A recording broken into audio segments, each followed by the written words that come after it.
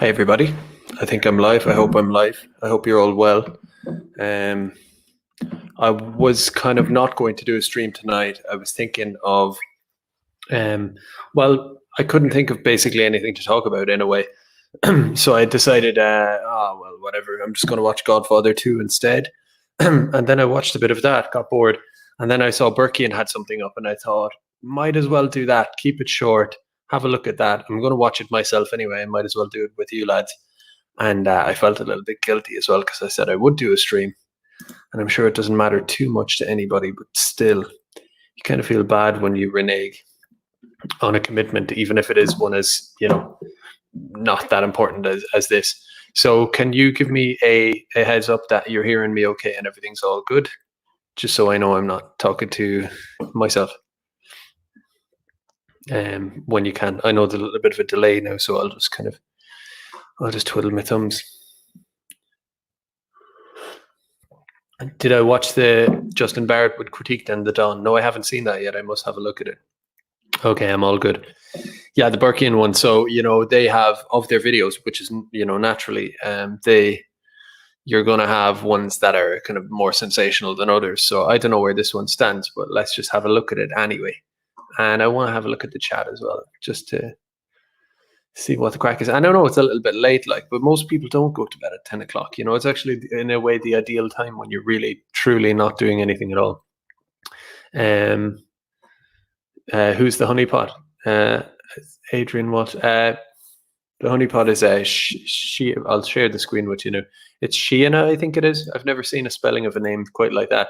I think it might be meant to be like a Squale guy, I suppose. Sheena. Or I've just never heard of that name before, actually. So, so we're going to go through that and have a look. I have no idea who she is. Never really heard of her. So this is complete scratch from me as well. No news on my end, to be honest, anyway, which is, I suppose, is a good thing.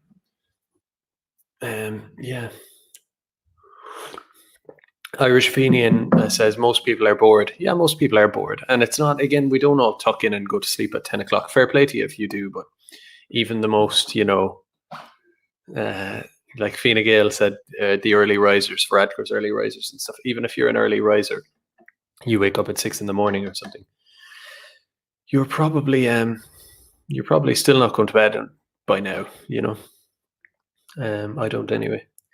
I'm enjoying the chat, to be honest, but we may as well just go through the video. So let's do an introduction of Sheena Cahill. Never heard of her before. Let's just see what the Burkean have to say. This is the latest part of an undercover investigation. Okay, so we know that. Sheena Cahill is former president of the USI, as well as board member for the Irish Family Planning Association. I imagine that's an abortion type of thing. And Maynooth Students' Union. Maynooth is a famous harbour for, I actually don't know much about it, but they say that is a harbour. That's kind of like Ireland's Berkeley, or, centre of kind of liberal thinking. Not liberal thinking, but like highly progressive kind of thinking, radical progressive kind of stuff. So anyway, previous to this, she has held roles. I'm very casual this evening. I can barely read. I'm like the.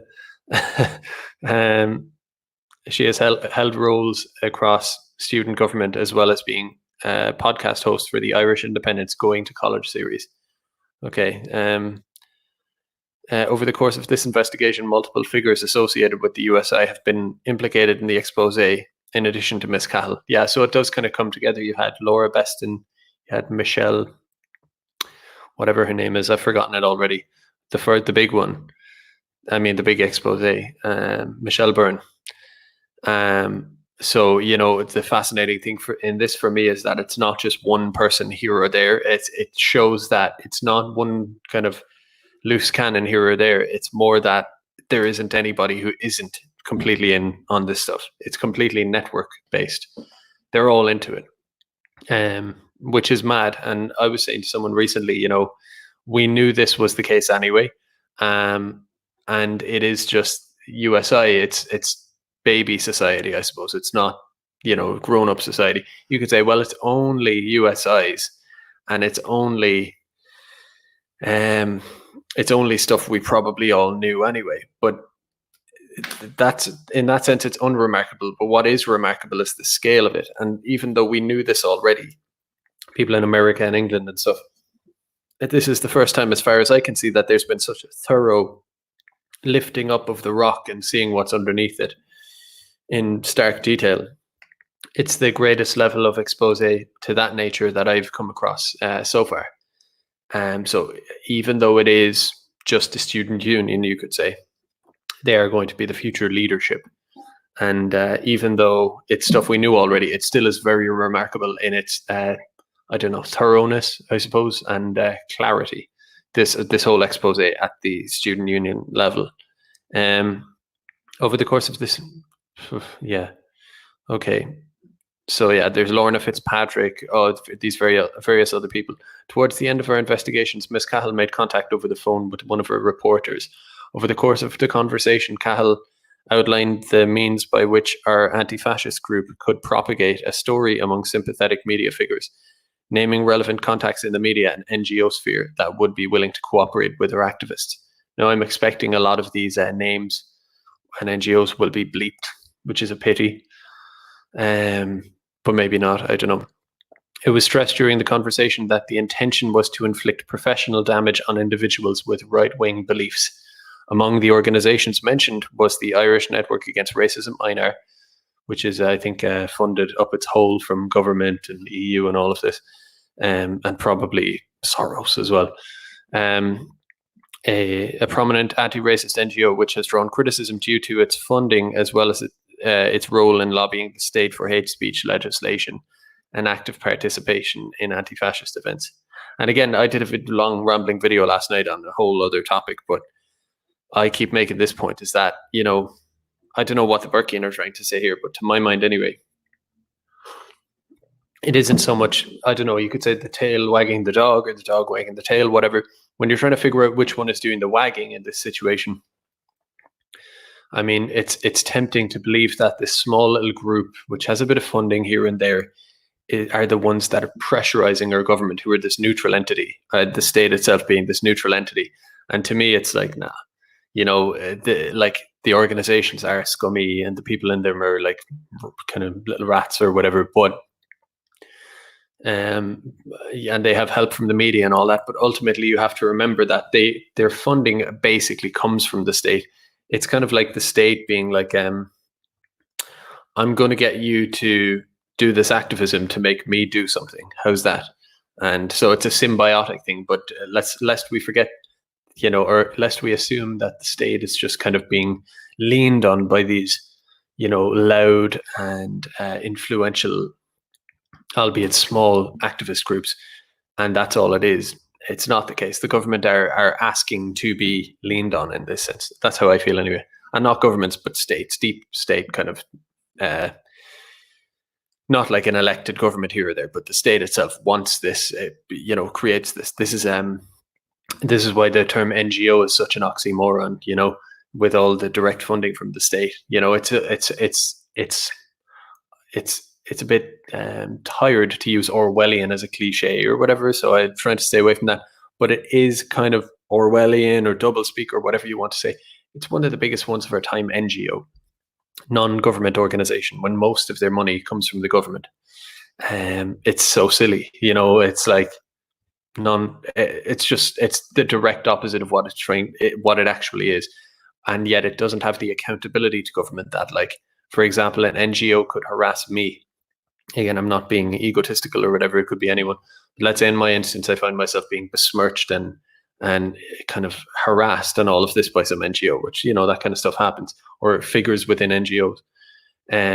Well, if it were some direct government department, the motor tax office or something, even though I paid my tax, they were threatening me and calling me all sorts of stuff online or something. I could go, what the hell is going on here? Like, right, they have accountability, but the NGO, we are a non-government related. They can do what they like. So that's the trickery of this kind of shadow state, social state, this kind of civic society state. It's a poisonous thing, and it's of all the things we can do in our movement or whatever, or if you're of a certain political persuasion, one of the big things you can do is meme NGO in the correct light into the public consciousness, because NGO, and it isn't just NGOs are such annoying activists and all of this. You have to make well and clear that this is the state beyond elected parties, just the state itself acting upon us like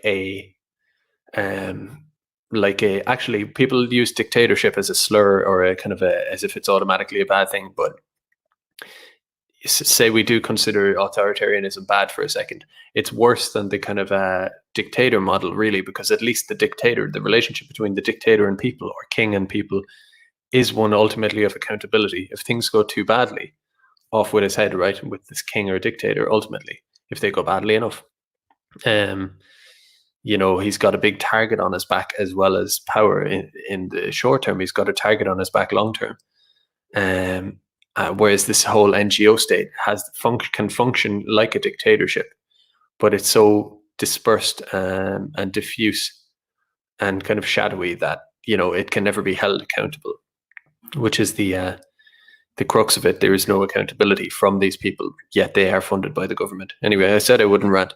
Anti-racist NGO, which has drawn criticism due to its funding as well as its role in lobbying the state for hate speech legislation and participation in Antifa events. Grant. Mentioned as well was the means by which activists could conceal a, quote, left-wing bias, unquote, as supposedly impartial representatives. At the time of publication, Mescal has yet to respond. Dun, dun, dun. I'm looking forward to this, when the phone rings. I like the phone ring. Hello, the guy who does it. It's very funny. I enjoy these. Hopefully the volume is okay. Just let me know in the chat if anything is wrong with it or whatever.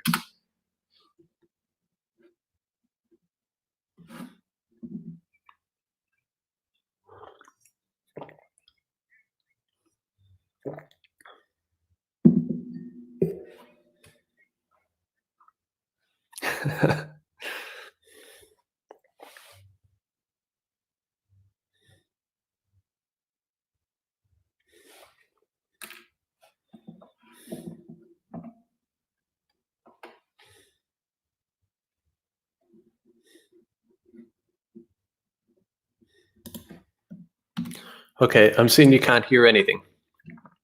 I wonder why that is.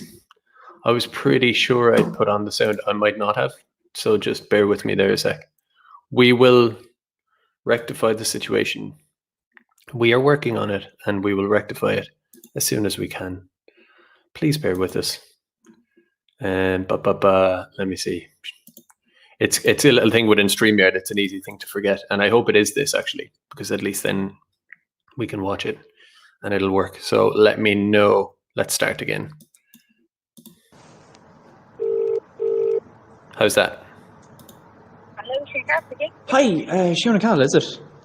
Hi, it is indeed. How are you? Hi, my name's Reen. I was messaging you there a few days ago from the Hi, Reen, Twitter what's Grant. the crack? How are you doing? Hi, Grant. Yeah, so I'm just calling from a group. We're just an introduction of who we are. We're a collective of anti-fascists across campuses, and we're going live today with a sort of intelligence dump on the sort of far right. And basically what we're doing is rather discreetly, we're reaching out to people connected to sort of student societies, student unions and sort of media to help us in any way, shape and form and just, help nail these people. Niall McConnell is telling me to give commentary.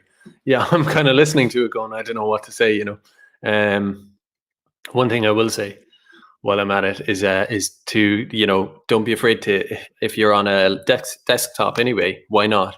It'll only take you a sec. If you're on a desktop, for sure, I have a link in the description of the video that I'm currently watching. And if you want to just open that in another tab, put it on mute and just let it run there to give it the view, just for, decency here on my behalf. And also visit their website. That's linked in the description. I will give commentary when, when I feel like it, I have something to say on it. Well, essentially. But yeah. Tell me, Reen, where are you? What college are you in, Reen, yourself? I'm in Maynooth myself. You're in the news. Oh, very good. Have I ever met you, Reen? We've made rub shoulders. I love this stuff. He's very good at it, this guy. There are moments where people almost catch him out, and I love this stuff. It's like in a mafia film. I'm thinking of Godfather 2 now because I was watching it a while ago. But where it's like he obviously has a story that he was in Queen's University or something like this. And then he's like, oh yeah, I kind of know some of the lads in Cork or Galway or whatever. And they go, oh yeah, would you know Johnny or whatever? And he always does the boost the volume if I can, says Niall. I'll do my best. But I'm only doing a master's. So yeah, he'll kind of do the whole thing of like, oh, I know the face, all right. I've seen the guy, I've met him, and he's doing it directly to her now. He's like, oh, definitely. I think we must have rubbed shoulders. Yeah, John, don't you? This kind of stuff. It's very funny. Here with just. Right, okay. No, I was down in. I was actually in Maynooth on Wednesday. Oh my God, what day is it? Friday. I was in Maynooth. How's the volume there now, lads? I have it as loud as I think I can make it. I hope that's okay for you. On Wednesday evening doing for the Access Society. I was in an event for them, but I was just wondering if you were at that now. Okay. We've probably rubbed shoulders, but yeah, you're good. We're basically going after these people, going after them professionally, and we're just looking for anyone to just assist us because a lot of people with sort of yeah. Take me through it, Rian. So like yeah, you have. I saw stuff the other day in relation to. Did you like I didn't follow it properly now, but I did see it. Did you have kind of WhatsApp group messages? Yeah, we've yeah.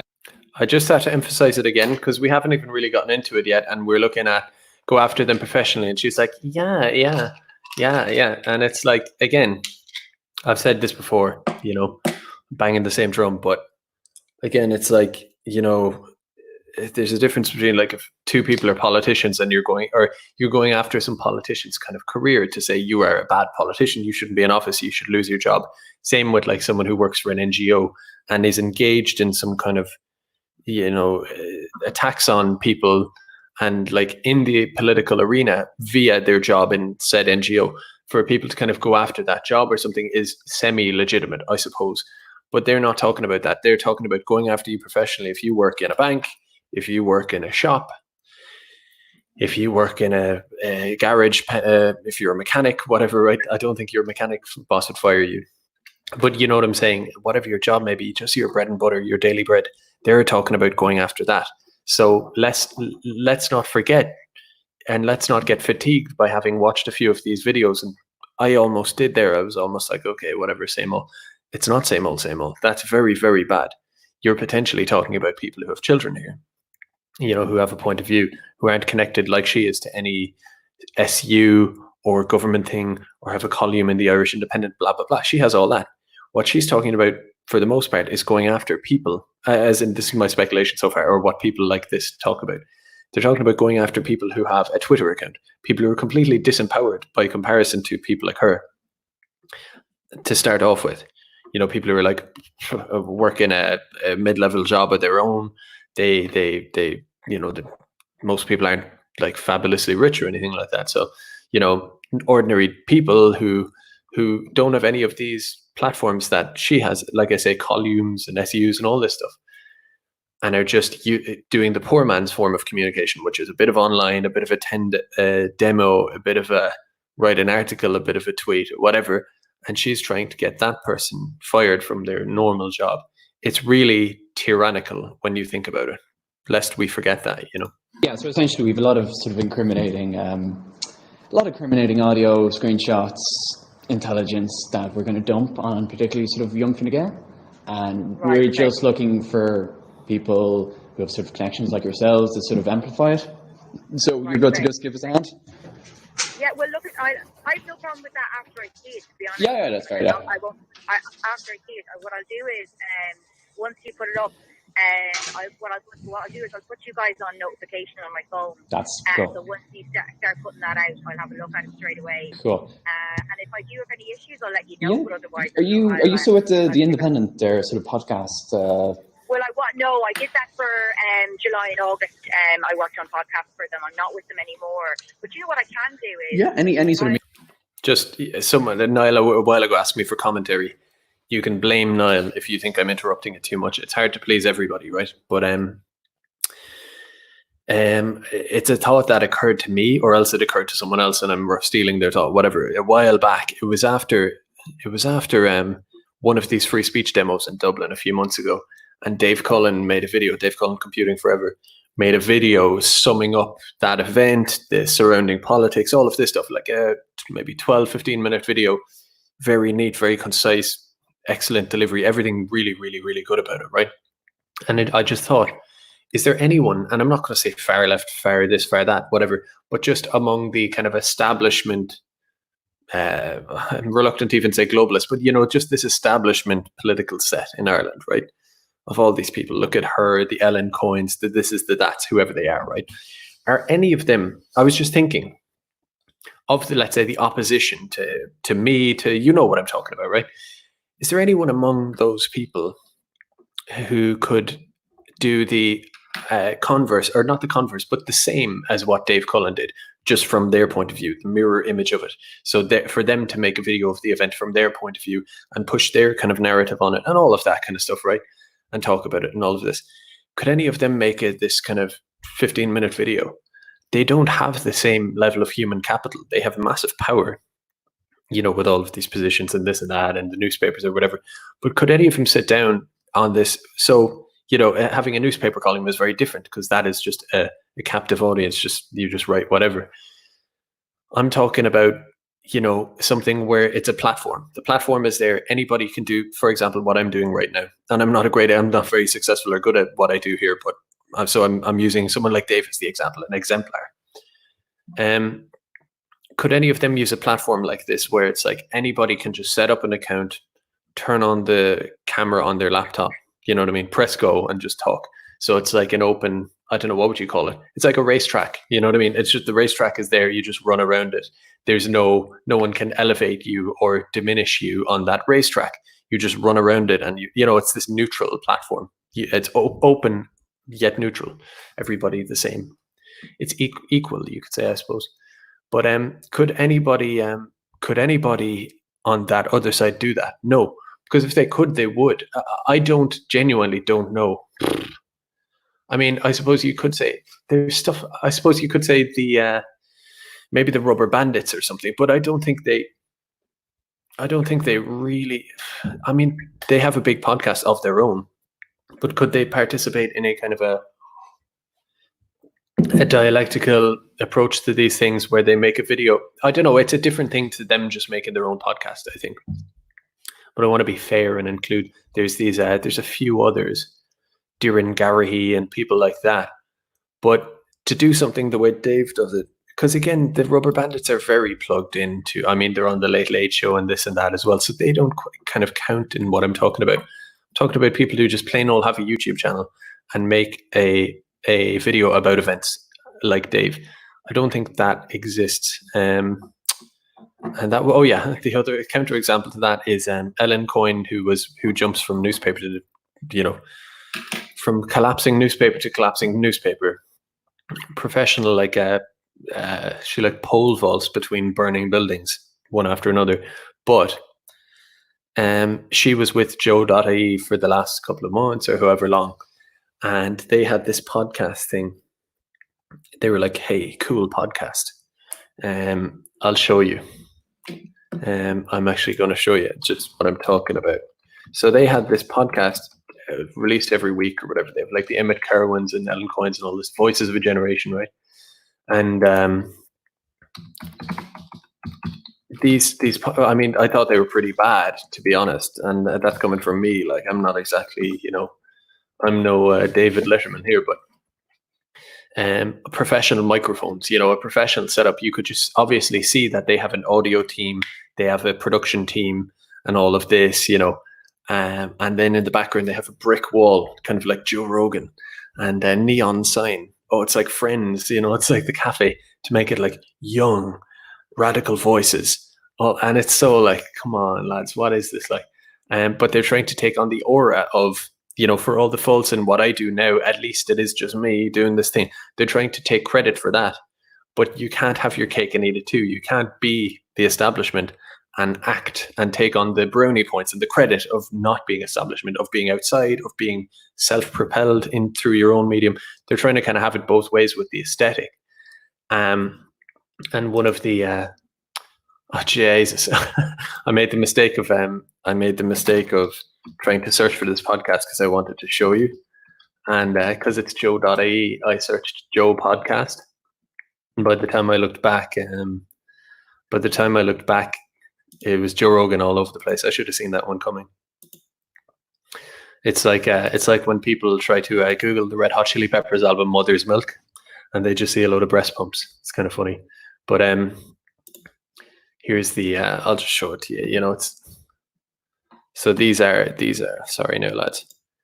These are like journalists from independent. These are complete regime communications people. And here's if you see what I mean. The neon lights, you know, and who did they have to pay to do set design there? Posters in the background, and the mic's all set up professionally. It's not like, you know, that's what I'm saying. They're trying to take the credit for the organic, but the organic is being like, I don't know how to set up a mic. I'm at home in my thing, and I, you know, because I can't go anywhere else, nobody else would give me a voice. I have to do it myself. So that completely wrecks it. Yeah, it's completely fake and gay. So anyway, that's that, and the perfect example of it was one of Ellen Coyne's interviews with Pascal Donoghue, who is the Minister for Finance in Ireland, right? So I don't know if you're British, the Chancellor of the Exchequer or whatever, right? Big figure, right? One of the biggest figures in politics in the entire country, and one of these cool, radical, wouldn't question, you know, tear people to shreds journalists. Yo. She has Ellen Coyne, she has Pascal Donoghue sat in front of her. They're doing this interview, kind of interview like the ones I did with James Reynolds and Dolores Cahill and stuff. Just 2 chairs, interviewer, person, live, not like on Skype or anything, live, sitting there chatting. You know, that kind of classic style of interview. And she has Pascal Donoghue there like that. Now, the first thing she asks him about, funnily enough, I'm getting a big head again when I hear this. She's asking him, like, should we be worrying about direct provision center racism and stirring up all this stuff? And I'm like, that's me, kind of. But she's talking about that. I'm going, you have a Minister for Finance here. We could be talking about banking, international finance, this, that, and the other, tax haven status, all this kind of shit. You could be grilling the absolute bollocks off this guy, right? In various ways. And having a field day. And yet she's sitting in front of him, giving him this whatever interview, asking him questions that, like, you know, for example, like, it's basically the equivalent of like, so would you say the government are doing a good job? You know, and I know she might, if you look at this interview, maybe she criticizes at some point, but it's all within the realm of what's okay. There's a level of acceptable back and forth criticism. Anyway, my point about this interview is that when I looked at it, it had like something like 375 views or 400 views or something like that, right? And it had been up for like 3 months, right? Now, for me, I'm not good at promoting my channel. I'm probably not that enticing a watch. And again, you can say I'm being humble bragging or being self-deprecating. I'm not trying to be self-deprecating. I'm just saying I'm not some big channel. I don't expect to have thousands of viewers in. I'm not offering anything like that. It's a more intimate thing, like, right? But even for a small, humble, unprofessional channel like mine, you know, if I hope to maybe end this video now and have, just from the live views running through here, about 400, right? And the fact that she had about that many interviewing the Minister for Finance like 3 months later is just unbelievable. So that just goes to show you the difference in establishment voice versus non-establishment voice, right? And to return to my point, she, the establishment voice, is trying to get the non-establishment voice, the completely disempowered voice, fired from their daily bread job, their ordinary job. Why? I return to the point, because people like Ellen Coyne can't get an organic following and voice going, and we can. So they have to get us. They have to basically stab us in the guts, in order to in our own personal lives and all of that, just to compete. Ultimately, that's what it is, in my opinion. So returning to the video. Media connections. Now, I was just going to say, I'm going to skip back a bit so we can just kind of catch up to get some context back. no, I did that for July and August. I worked on podcasts She's referring to the podcast. for them. I'm not with them anymore. But you know what I can do is... Yeah, any sort of I'll, media connections. Now, I was just going to say, I'll have to think about that. There's Yeah, okay, there's cool. a couple of people now, perhaps... Do you know what? The Times... I'll Okay. give you his number. At the Times, I'm not going to start naming names, but I have a guess. I'll send it on to you. Yeah. No harm to reach out to him or direct message him. I'll send you Okay. his Twitter. Okay. And just say, look, here's something maybe you could have a look at. Cool. He's very interested in kind of that, a little bit of investigative journalism piece. Yeah. She used to be with the Times Ireland. She's still with them. Cool. Do you know what I'll do? I've got 5 minutes now, so I'll send you on Yeah. Brian's number straight away. Cool. I'll just finish up touching base with you. Just look, you're solid. You sound like a strong sort of progressive voice, but you're good with dealing with anti-fascists in general. You know, there's some people who are a bit like, touchy-feely, but you know the score basically. Yeah. And tell me, what kind of stuff in general have you got on the Marine? I mean, is it that they're supporting a kind of American far right or what? No, the full-on continental far right. Sorry, I just have to stop there because last Trugel was saying, wow, Ellen Cohen's video had 375 views. At the time, I have a tweet about it. It was something I think it might have been in the 400 range. But I'm seeing here, just while we're on it, she has a Owen Murphy, which is an even more spicy one because he's housing and all of that. And it's got 1,300 views and it was done in January 22nd. So a couple of months ago, and 1,300 views is woeful. And I'm sorry I keep interrupting, but you know what?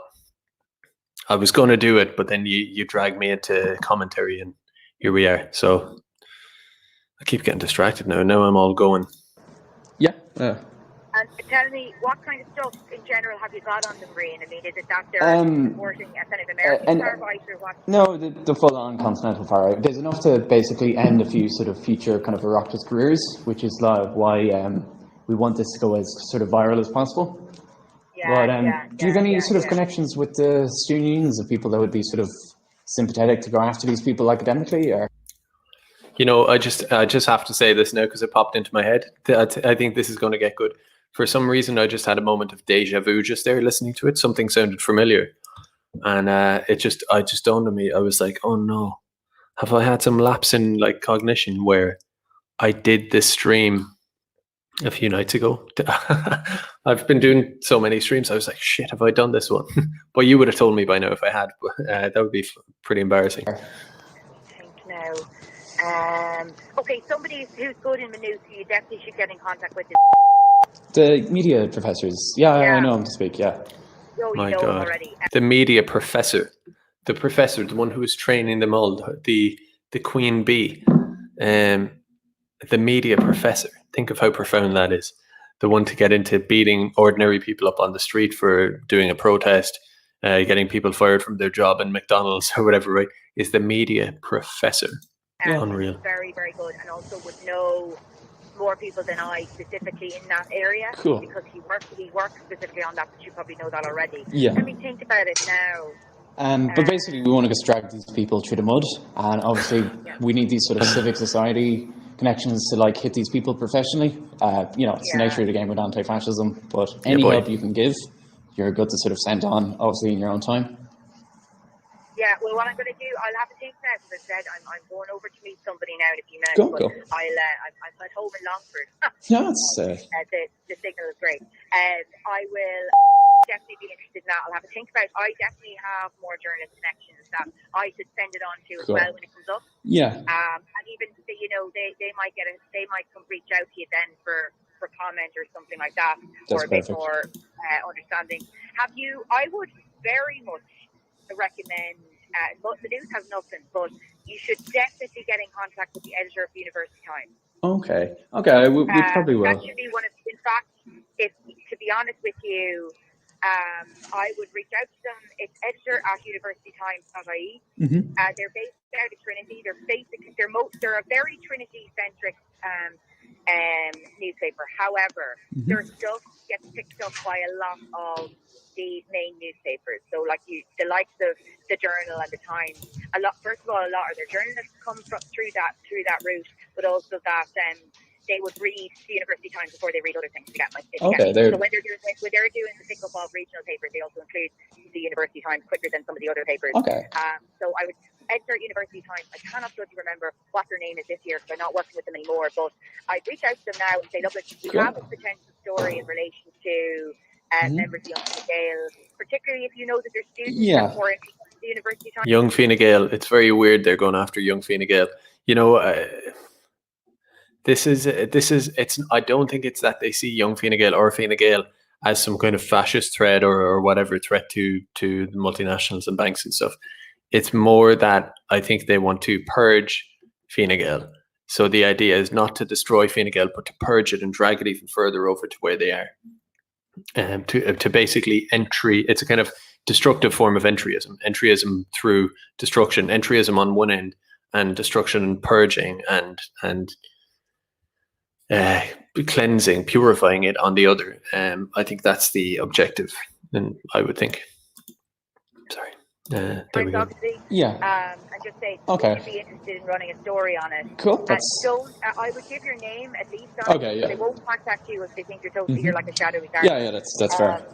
Just sorry, Dara McKinney says, hi Garrod, it wasn't you that I was implying is MI5 yesterday. Okay, thanks. No, just people start throwing around people start calling people shills and feds and all this kind of stuff all over the place, like all the time. And I thought there was one of those, maybe, and I was like, okay, I'm MI5. Right. And now that's going to be clipped, me saying I'm MI5. Interestingly enough, I am suspicious I used to think all of that was nonsense, but genuinely there are feds around the place, and no need to be paranoid or whatever. My big thing is Northern Ireland. I think Northern Ireland related stuff, that doesn't mean anybody in Northern Ireland is a fucking MI5. But just if, put it this way, if someone had all the hallmarks of weird, like, not that they're some kind of fed or some kind of weird thing, but just enough for you to be like really wondering about them, right? All these red flags going off. But again, even if loads of red flags are going off, I would often say, yeah, but I just err on the assumption that they're just what they are, right? And just don't be stupid, don't say stupid stuff, just be whatever. Then you don't need to worry about who is or isn't this or that. You just keep your ducks in a row anyway, so it doesn't matter. That's my approach. That way I don't need to be paranoid. I just take it easy that way, But for example, if I did meet someone or something like that in the South, in the Republic, in Ireland or whatever, and they were a little bit dodgy, I'd walk away being like, whatever. If I met the very same person with an equal level of red flags, but they're from the North, there would be an element of basically my meter would be a lot stronger, just because of the history in the North and it being riddled with MI5 in the past. It just, the logic to me suggests that it's a little bit more, political actors and, people who are kind of these kind of movers and shakers and kind of thing. There's always more risk of, there's just a deeper MI5 infiltration in the North, and it's, it is quite deep and extensive.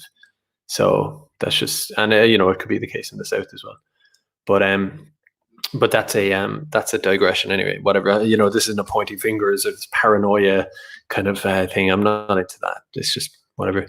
Like obviously, the basis when we're anti-fascist activists, we want this to sort of hurt them professionally. But any sort of offhand sort of advice, considering your sort of background, to sort of help to sort of amplify. Obviously, it's I think so.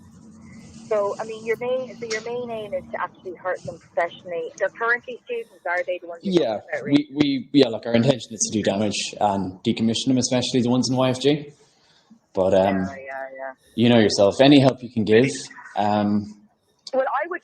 I'm gonna be honest with you. My recommendation, you can completely disagree with it if you want, but rather than attacking the entirety of YFG, make it very clear that there are particular individuals within YFG that are that have an agenda, that have a very dangerous right wing. That's exactly what I said. Exactly. So we got a Machiavellian on our hands here. Alert. So she's clever, obviously.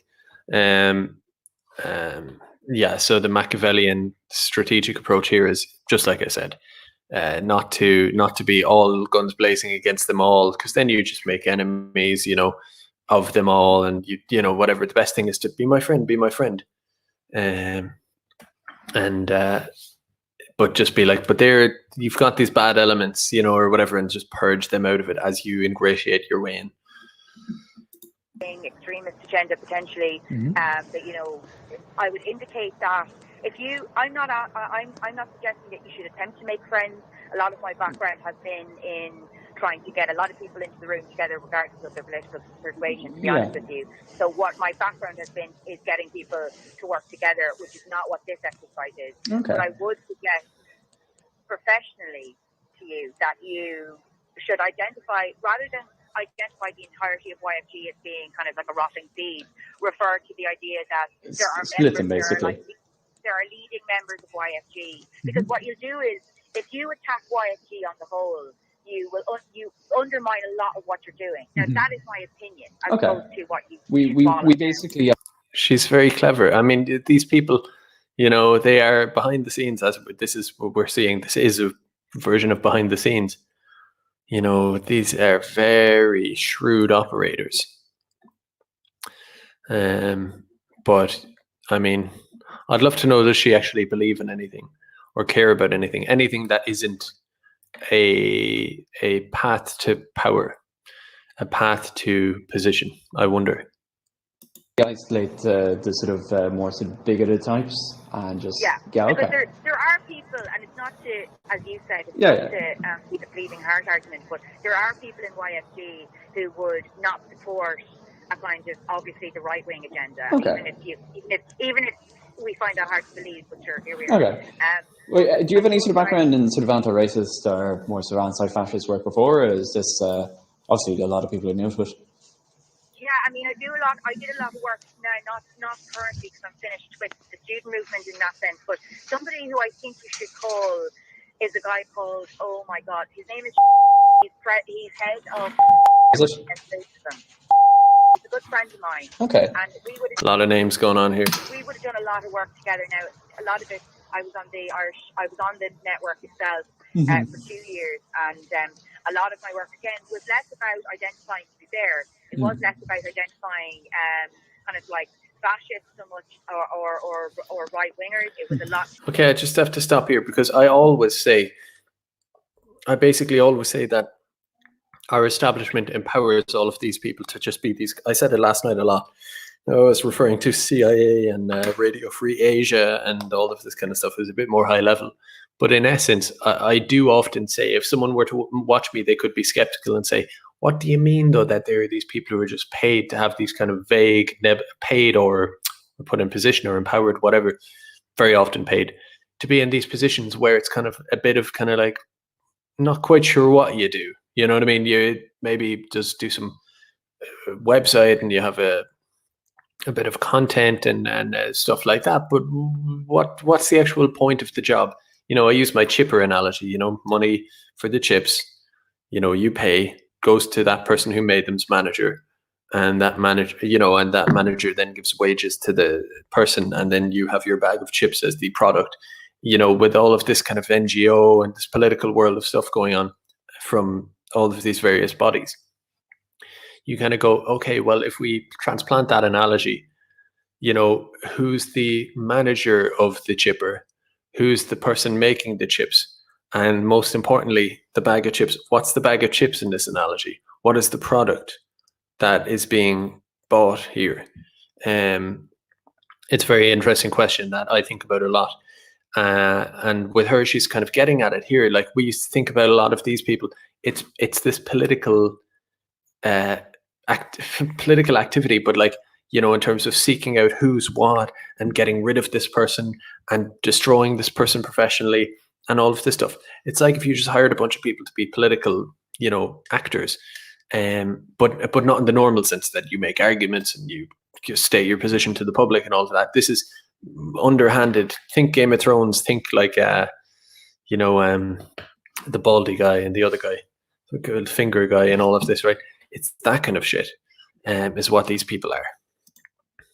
And she's kind of basically saying as much here. Identifying kind of like fascists so much or right wingers. It was a lot to do with identifying a lot of the problems that were happening for students on campuses, and then supporting really positive initiatives that were occurring to try and encourage people to report with the iReport system. Encouraging people to report with the iReport system. So basically, there are very few kind of what would you say, jingoistic or xenophobic or racial or ethnic, ethnically motivated attacks from Irish people to non-Irish.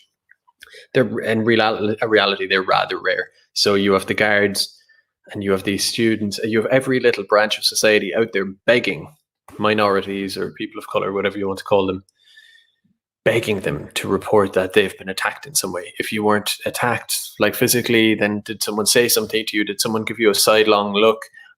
Even if they didn't, do you feel that way? Did you feel as though that might be the case? Anything to boost up those numbers in order to be the justification for hate speech laws, crackdown, two-tier society, you know, what's illegal for you to say isn't illegal for a minority to say to you, all of this kind of stuff, right?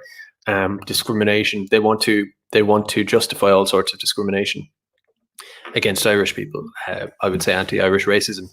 And so their job then, when you look down the pipe, all the way down from the Department of Justice and the EU and all of this, you have these little cockroaches walking around the place, you know, trying to encourage reporting of stuff that, you know, basically doesn't exist. That's why they're doing it. You know, if it were rife and endemic within society, they wouldn't need to encourage anything, right? But they're you know, this is the kind of stuff they're doing. You know, it's unreal. Mm-hmm. That is a lot. That was a lot of my background, particularly when it came to anti-racism.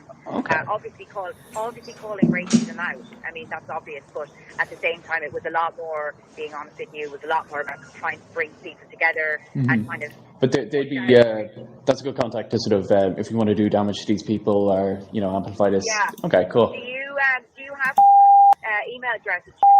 I think you do. If you have a number, it could be a bit more sort of. I should have one here. Cool. I'll find it for you, and if I have it here on my notes, I think I DM them most of the time, of course. Yeah. I'll see if I have it. I'll send it on to you. That's no problem. Cool.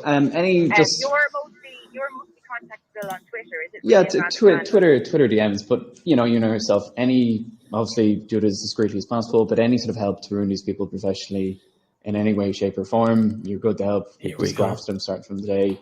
But yeah, that's we're good to proceed. Yeah. Yeah, and as I said, I'll send you on.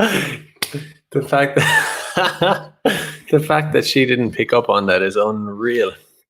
I mean, if anyone called me, even someone I know and trust, and spoke to me like that, I'd basically be the equivalent of, are you wearing a wire? Type of the equivalent of that. I'd be the equivalent of like ripping their shirt and checking for a wire. I'd be like, what's going on here? Why you speak to me like that? And I'm not insulting the guy who's doing the honeypot here.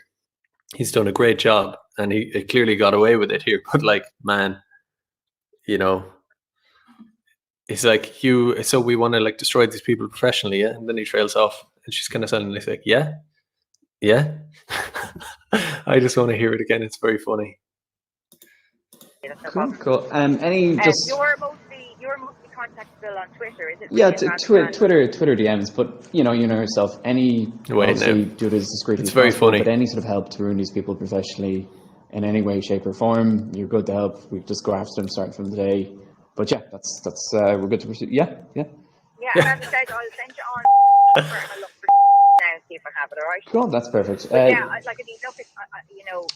Just ideologically, you're solid. Like you're a strong sort of progressive voice. Not a racist.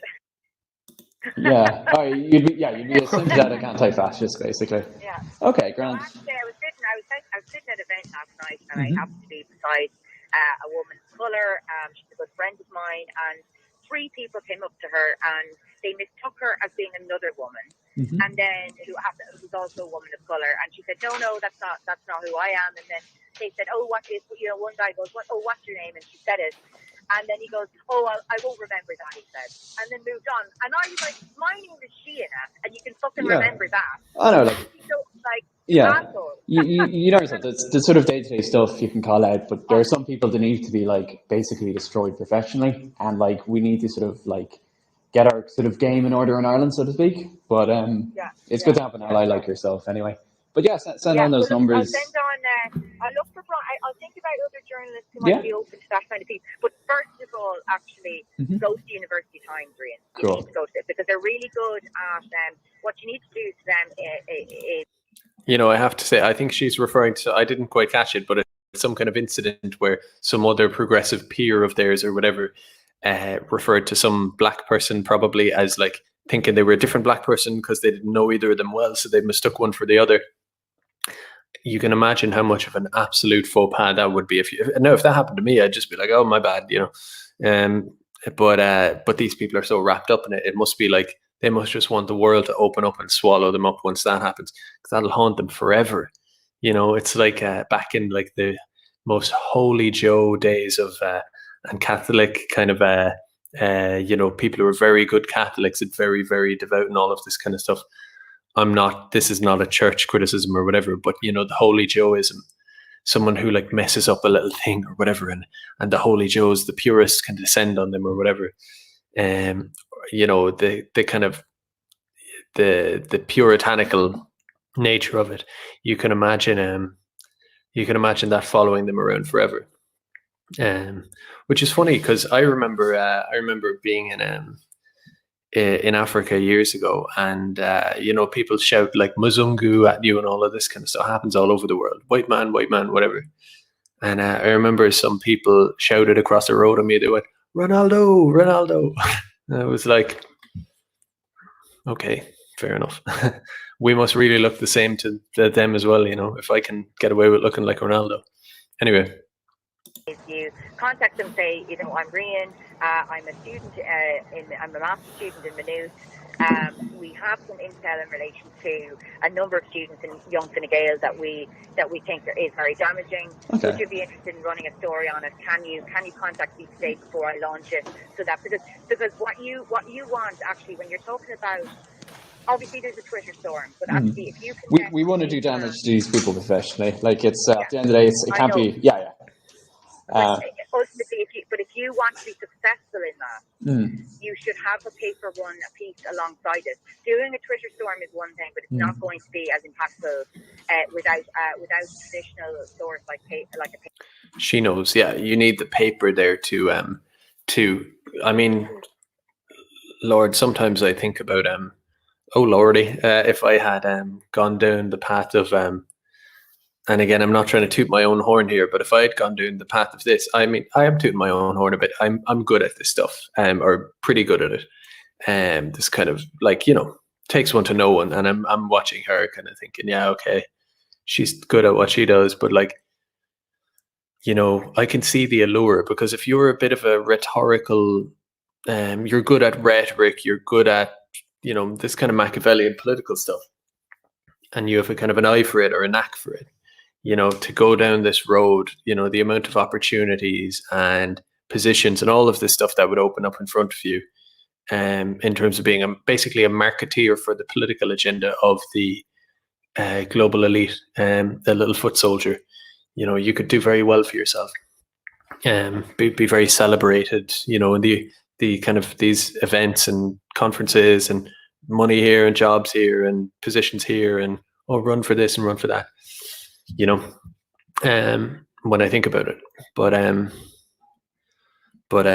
wouldn't be able for it. I'm not trying to act like super cool about it, but like I wouldn't be able for it being this much of a scummer.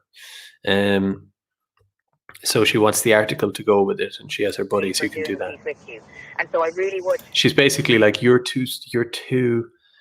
I get it. You're radical Antifa, but I can do far more damage than you can with a bit of a. You know, you have a mace, you have a big massive stick, whereas I have a little dagger, a little sharp dagger that can just cut through things, and you need to be a bit smarter, is what she's trying to say to this Antifa. Because bear in mind, the real enemy to me isn't, you know, you go to some of these free speech demos and you have these Antifas, you have these weird, you know, genetic dead end looking people, almost look like mutants, hills of eyes kind of stuff, black all over dressed and all this kind of stuff, right?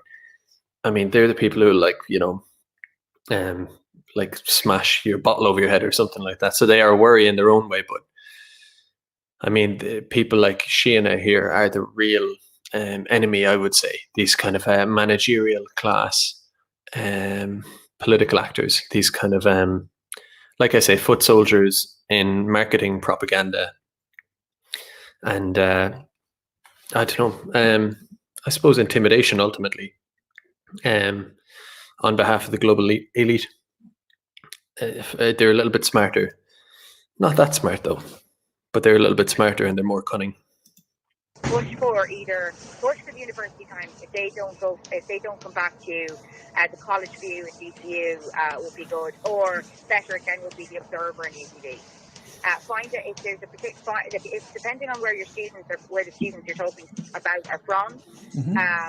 Contact a newspaper of merit, I suppose, within their institutions. But the two biggest ones for students at the moment are the University Observer in UCD and the University Times in Trinity. And either or, try and get one of their editors to contact you and run a story, because ultimately that's a hell of a lot more impactful. And it makes it real if you want to, like, if we want to do damage to these people, it makes it real, basically. I get you. But also, if you're talking about releasing information on people that people would then view and judge, then hit like there, lads, if you haven't, because it gives it a boost, gets more people to watch it, which I wouldn't say no to. But yeah, the Irish Students Against Fascism Twitter page or Facebook, whatever. You clearly have an agenda. Now, it might be an agenda people agree with, but it's still an agenda. Where if you release through a paper, you're better off. Just obviously coming from a bit of a sort of journalist background, how do sort of left voices kind of wear this sort of bias? Like, obviously, like with regards to sort of like anti-choice types or reactionary types, we don't like them. But in this sort of, if we have to wear that mask as like in the media, how do you sort of go about wearing that mask, so to speak? This is interesting. What do you mean? So like, so like obviously she doesn't understand. I mean, well, maybe she does, but it's interesting how she asked him to clarify. This is so fascinating. This, like people like yourself, myself, and a lot of sort of people in sort of progressive journalism, we would have like certain biases ideologically. Oh yeah. But how do we sort of like to get it into the mainstream, to sort of decommission? Also, again, credit to the guy doing the honeypot, but how doesn't she click at this point? Maybe she does, but like, how do we go about that? Like, it's so like if someone asked me this in the reverse, this kind of question, how do we go about? It'd be like if someone called you and said, "Hey, what do you think are like the best ways to like be racist?" Or something like that. I'd be like, I don't know who you are or what do you think I am. You would twig it straight away. So I wonder, like, with her, these people to do damage to them, how do you sort of get around? I mean, one of the first things you do is you temper your language a bit, Rian. And this is only a recommendation. If you want a newspaper to take you up on something, you don't lead with "I want to damage these people professionally." That's right. Genuinely, that will not get you traction. Okay, that might be your aim, but that should be how you approach it. Okay, that's fair. The way you approach it is that you say, "I've got some really damaging information about."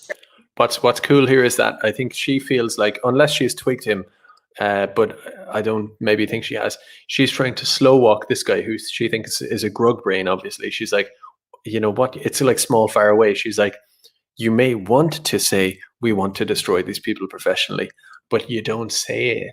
You say something else that is like that, but you don't say that. And she's like slow talking him through it, when in reality he's honeypotting her. It's kind of enjoyable.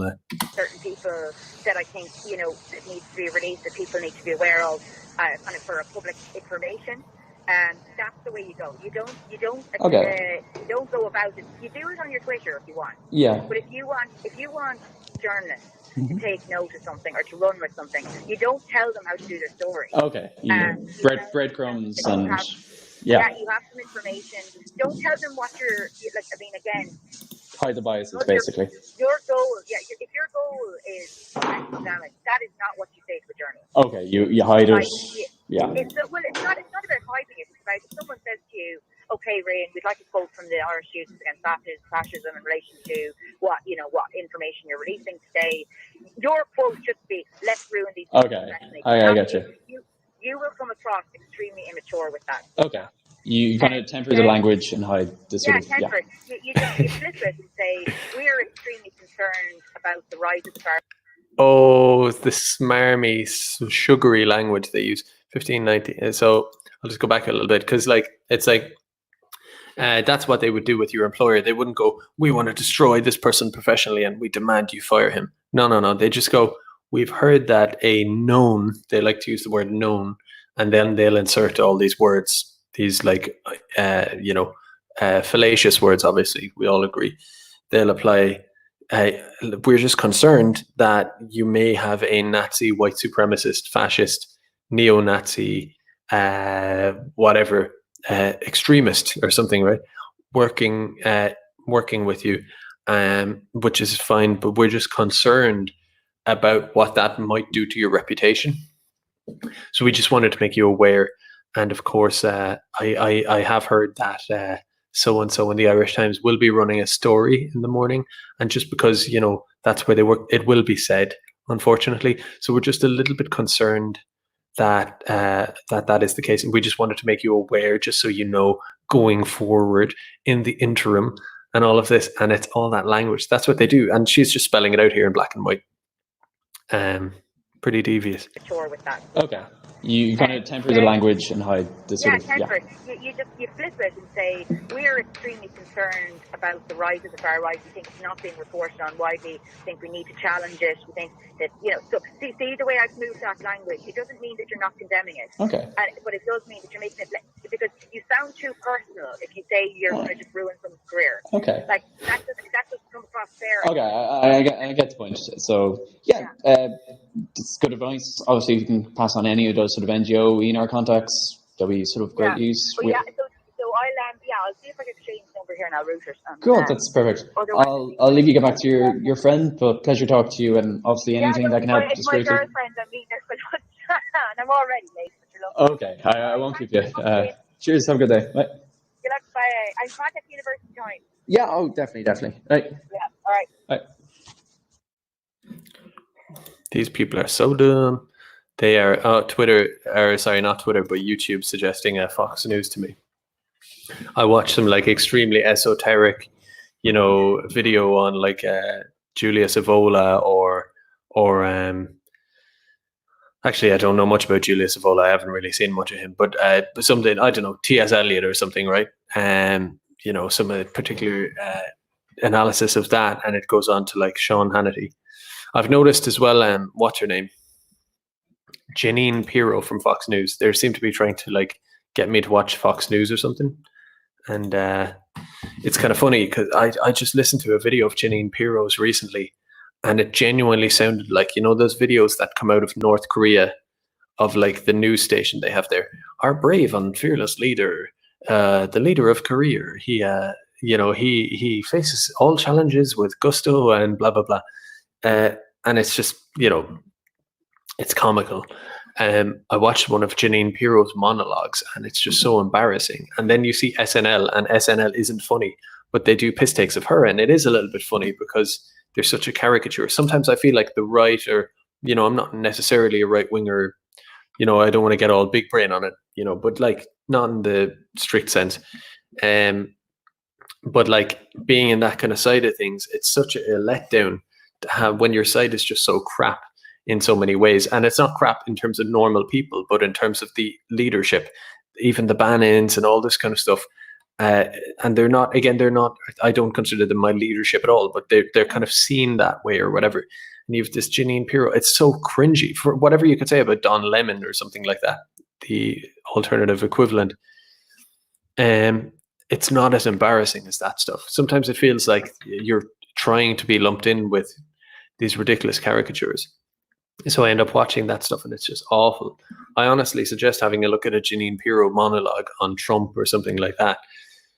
It's scary, really embarrassing. Like, that's basically what it is. It's like an embarrassing, friend or something where you're like, God, like, why do I have to?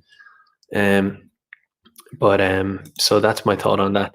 I wrote down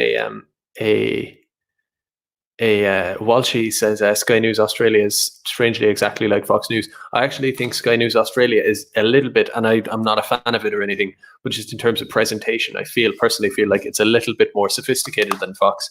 It comes, although it is same cringy in the same way, but Fox is the way, I mean, the Janine Pirro level kind of stuff, and Hannity, you're just watching it going, are they not self-aware? But the thing is, they don't need to be, because they have a lot of viewers who are so stupid they follow that stuff, and it's a bad thing. And again, it comes back to what a lot of people have recently been saying about the kind of this side of the political thing with some of this kind of debate about the pandemic at the moment, is that like you do need to have an ability to be what's the word? I don't know, is reflexive the word, but self-analytical and a bit more sophisticated, as opposed to just going along. So basically being self-critical, a little bit of that, and being thoughtful, having a coherent and deep philosophy that you've worked out, a little bit of skepticism, and what's the other thing?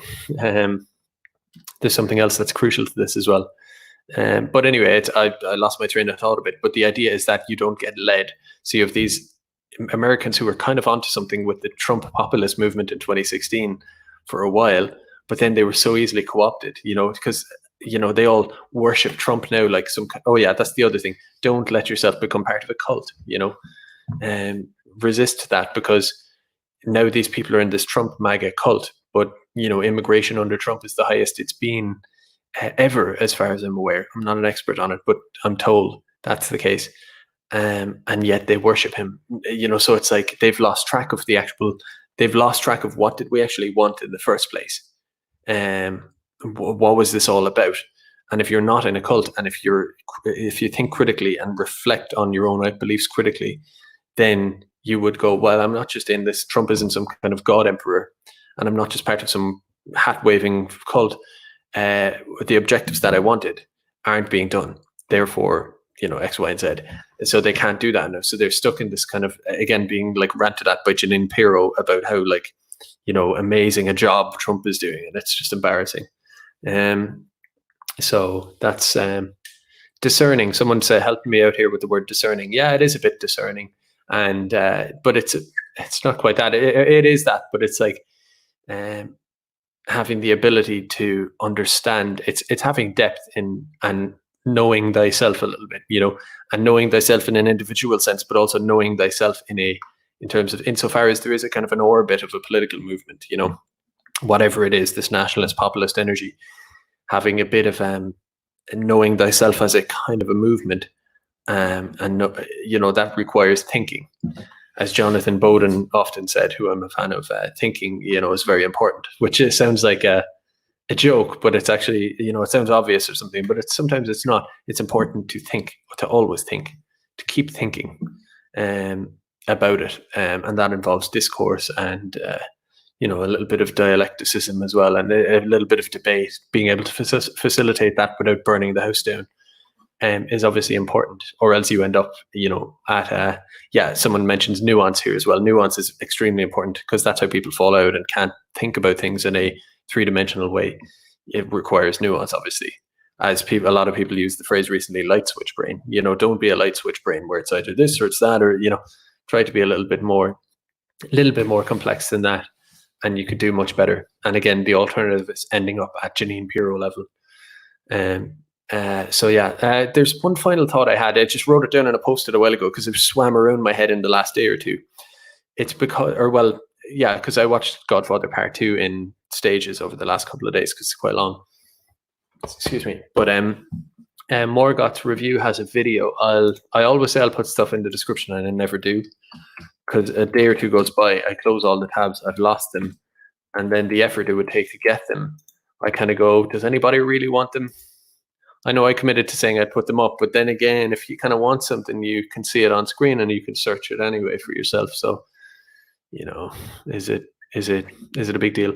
So anyway, whether I put this up or not, it's I have to open this now. I will put it in the chat. No, what I'll do is I'll put it in the description. Apologies. I'll get to my point. Morgoth has a video recently, and it's exactly what I was just talking about. It's so nuanced. I don't know if I even fully understood it. As in, you need to you need to pay attention. And again, it's the opposite of a Janine Pirro video because it's a bit complicated. He's talking about this kind of this issue of, as he says, like a plate of spaghetti. It's like it's complicated. All the narratives around the pandemic, and they're now at each other's throats and all of this stuff, right? You know, is it a 5G or something? And which I whatever. I don't want to get attacked now for whatever, but like, is it some massive conspiracy, or is it something that we should just accept, take advantage of, and all of that kind of stuff, right? And this big argument, and it's actually tearing people apart at the seams. People who know each other and everything are getting into bitter feuds about this. And he takes a nuanced take where he basically does the whole thing, and it's not just being a woke centrist. It's not just being centrist for the sake of it. He's taking an intelligent, nuanced position, not necessarily saying the truth is in the middle, but he's just pointing at both sides and swimming around the two of them. And he comes to some interesting conclusions, of course. But one of the conclusions, unless I've misinterpreted it, because I did just listen to it when I was out on my headphones and I was kind of distracted, but I think kind of the essence of the conclusion was that, well, no, it's not the conclusion. He's talking about how people on the right, the radical right, shall we say, right? These terms are a bit meaningless, but people on that wavelength ultimately don't want to be authoritarian and all of this stuff, and busybodies and controllers and all of this, which is the accusation that's made.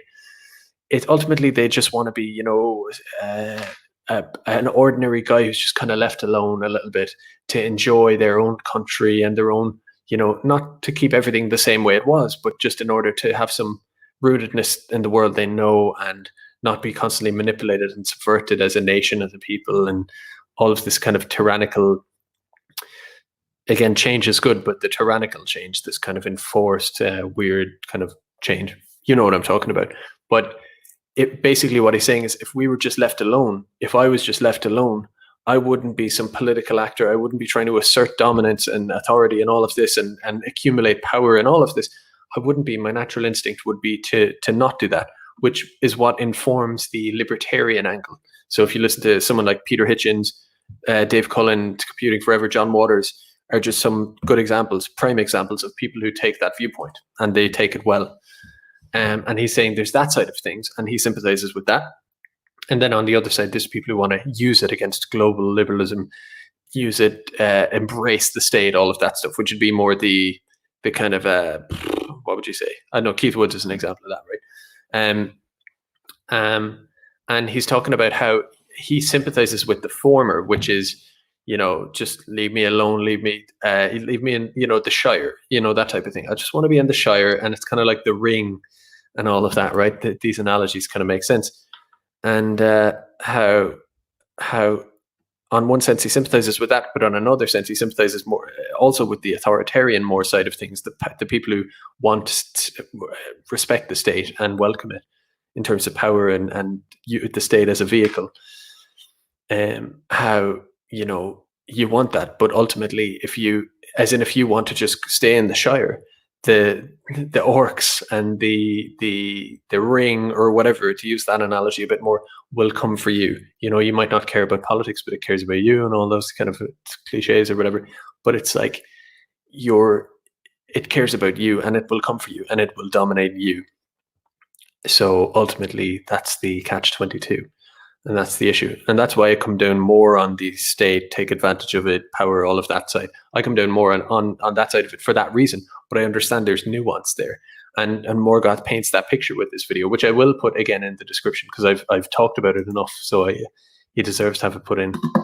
Not that I'll, not that it'll make his big break being on my channel, but the point being, it reminded me of The Godfather too, because I had just watched the first one a few days previous, and you see at the spoiler alert or whatever, I think everybody has seen it. At the start, you see Robert De Niro, who's playing Vito Corleone, or Don Corleone, and he starts out as a little boy in Italy, and his father is killed for having a disagreement with the Don in Sicily, and his father is killed, murdered, and then his little brother is killed. And then his mother tries to bring him to be spared. She begs the Don to spare her one last remaining child, her one last remaining family member. and says, she says, please, he won't be any harm to you. Just let us be. And that Don recognizes that no, that child will be a threat to me forever. He will want to take revenge when he grows up. And she says, no, I swear, please, just, she's a desperate mother. And so he refuses, and she ends up getting killed. Little Corleone escapes, little Vito. And then he ends up in America. He absconds to America as a child. And then a few years goes by, and he is in New York. He's working in New York, and he's got a wife and a son. And he's a decent, really good man who just works hard and cares about his family. There's a lovely scene where his friend brings him to see his girlfriend performing in a theater production. And he tries to say to De Niro, I'll just call him De Niro by the actor. He says, hey, what do you think of her? She's pretty or whatever, right?